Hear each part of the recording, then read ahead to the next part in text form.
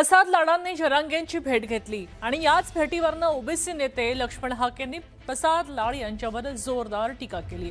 प्रसाद लाडांना आरक्षणाबाबत काहीच कळत नाही अशी घणाघाती टीका त्यांनी केली।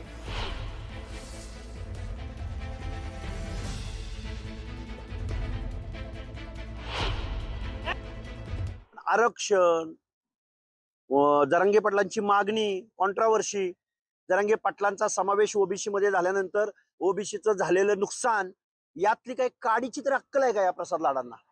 हा, काय अक्कल आहे प्रसाद लाडांना? काय अनुभव आहे प्रसाद लाडांचा? हॉटेल चालव ना, हॉटेलच्या एखाद्या शिष्टमंडळावर तू जा ना, तुझं ज्ञान काय, तुझं नॉलेज काय, तू तोंड कुठं घालतोय आणि पुन्हा म्हणतोय की मी जातीसाठी माती खायला तयार आहे, आमदारकीचा राजीनामा द्यायला तयार आहे।